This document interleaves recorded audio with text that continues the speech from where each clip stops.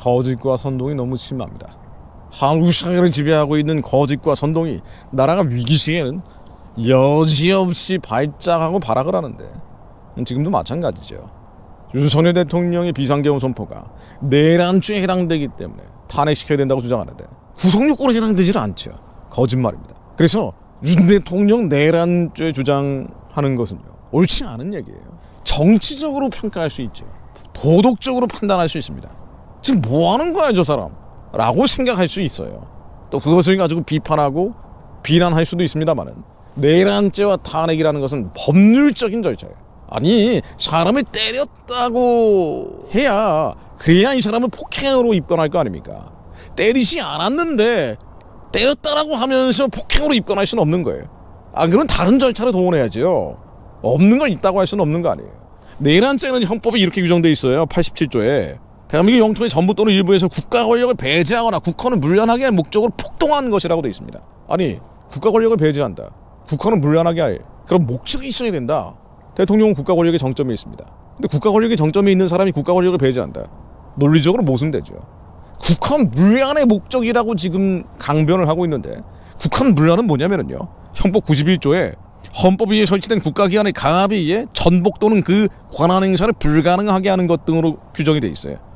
아니, 그러면은 군대가 동원돼서, 그것도 총알을 없는 군인들이 국회 안에 들어가서 이것이 강압에 의한 국회의 전복 또는 국회 권능 행사를 불가능하게 한 것이냐? 일반인의 상식으로는 그렇지 않죠. 왜냐하면 국회의원들이 다 들어가서 결의를 해서 비상계엄을 무효화시켜버렸어요.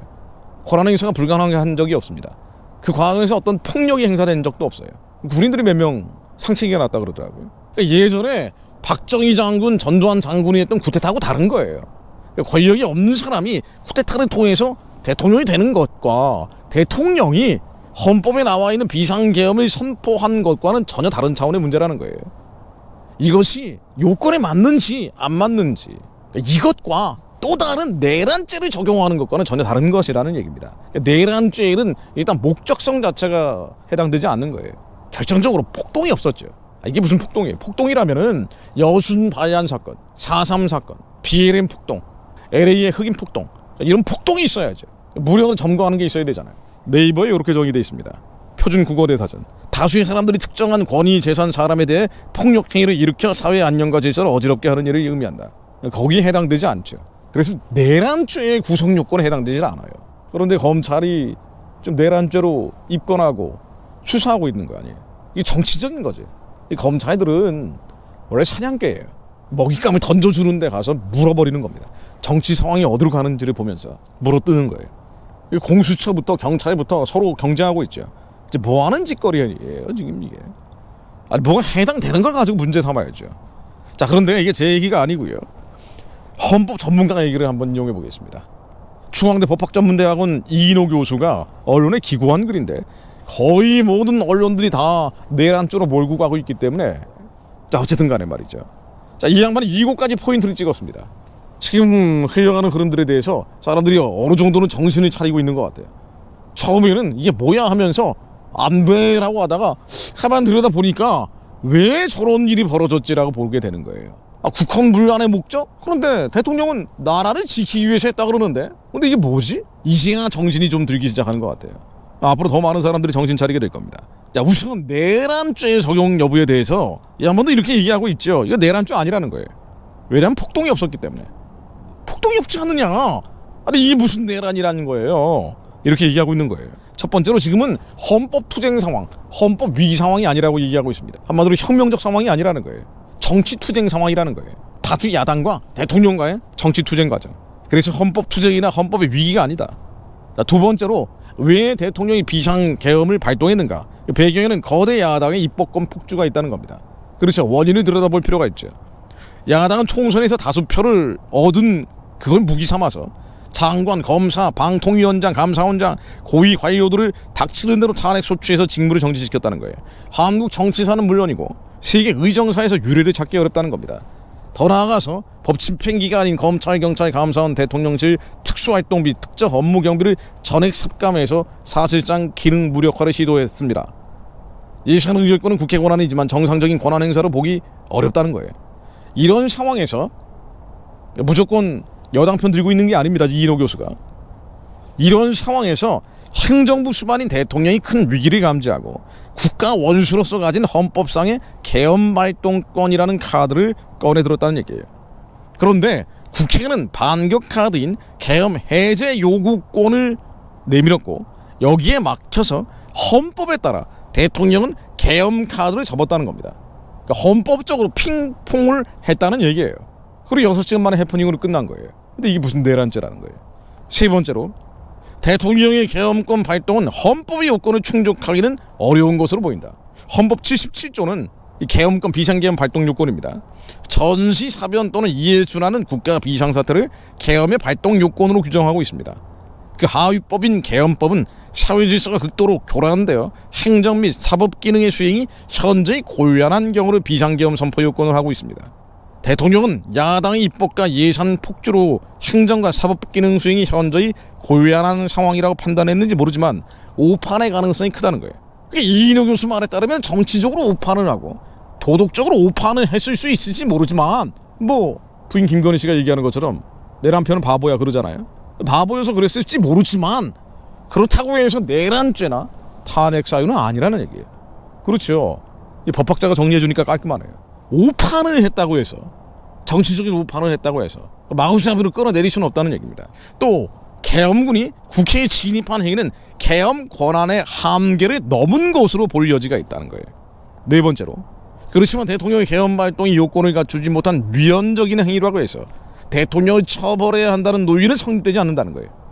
그러니까 비상계엄 요건에 해당되지 않는데 비상계엄을 발동했다고 해서 헌법상 비상계엄 요건이 아닌데 비상계엄을 발동했다고 해서 이게 위헌적 행동이라 할지 모르지만 그렇다고 해서 대통령을 처벌해야 된다는 논리는 성립되지 않는다는 겁니다. 왜냐하면 계엄의 요건과 행사에 관한 1차적인 판단은 권한을 가진 대통령의 몫이기 때문이에요. 그 판단이 잘못된 것일 수 있고 그러나 이 잘못된 위헌성은 사후적으로 확인해서 권한 행사를 무효로 돌리는 권한을 헌법재판소에 두고 있다는 겁니다. 그런데 위헌 무효라고 해서 그 권한 행위자를 처벌하지는 않는다는 거예요. 그러네요. 맞는 말이네요. 예를 들면 위헌 법률들을 국회의원들이 많이 만들잖아요. 근데 위헌 법률을 만들었다고 해서 국회의원을 처벌하지는 않죠.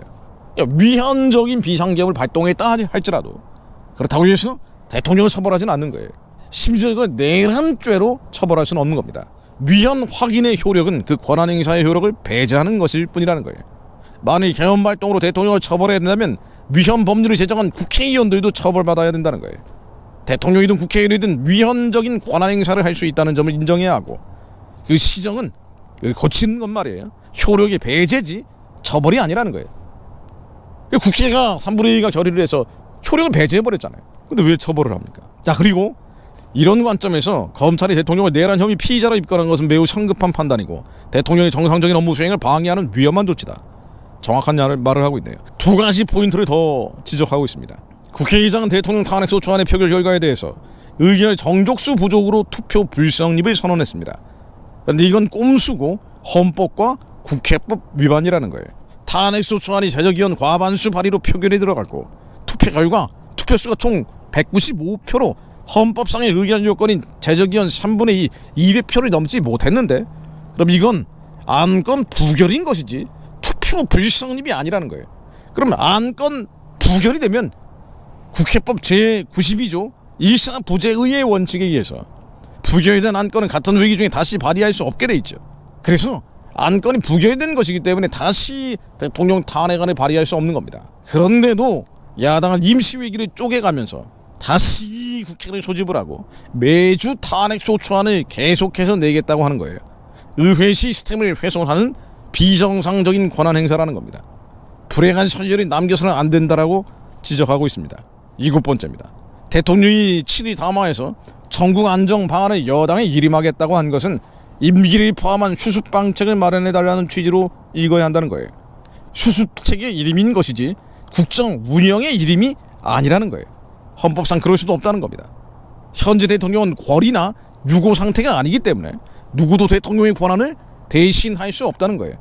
한동훈을 얘기하는 거예요. 한동훈이 대통령 사실상 유폐시켜버리고 자기가 권한 행사할 것처럼 나왔잖아요. 그러다가 야당은 물론 여당 안에서도 뭐 하는 거야 이렇게 나오니까 깨갱하고 지금 들어간 거 아닙니까? 자, 그래서 여당 대표가 대통령 퇴진을 언급하고 대통령이 국정에 관여하지 않을 것이라고 밝힌 것은 불필요하게 또 다른 헌법 논란을 일으키는 큰 실수라는 거예요. 결론적으로 이인호 교수가 얘기하는 것은 윤 대통령이 직접 나서라, 냉철한 판단으로 책임 있는 지도자의 모습을 마지막까지 보여달라고 얘기하고 있습니다. 네, 어쨌든 이런 정치적 평가, 도덕적 판단과 별개로 법률적으로는 내란죄에 해당되지 않는다. 우리가 기도를 하더라도 정확히 알고 해야죠. 뭐가 어떻게 진행되는지 알고 기도해야 될 거 아닙니까? 지금 벌어지고 있는 상황들은요, 우리가 정신을 분명히 차려야 되는데, 대한민국의 자유민주적 기본질서에 대해서 비판적이고 또 여기에 대해서 피로감을 느끼고 있는 많은 사람들이 부안해동에서 윤석열이라는 사건을, 윤석열 비상계엄 사건이라는 요거를 가지고 전체 시스템을 마비시키려고 하는 거예요. 이 선동에 넘어가 버리면 수습할 수 없는 결과가 오는 겁니다. 한국의 그리스도인들도 포괄적 차별금지법은 막겠다고 하면서, 아니 윤석열 탄핵시켜서 포괄적 차별금지 황제를 만들려고 하는 거 아니에요. 어리석은 일들이에요. 위에서부터 아래까지 하나님이 두려워하고 경외하는 마음, 세상의 신이 아니라 하나님의 신으로 충만해져야 되는데 유감스럽게도 너무나 많이 거짓과 선동에 미혹되고 있는 겁니다. 히브리서 3장 10절로 그러므로 내가 이 세대에게 노하여 이르기를 그들이 양심 마음이 미혹되어 내 길을 알지 못하는도다 하였고, 지금 하나님이 원하시는 길이 뭡니까? 그렇죠.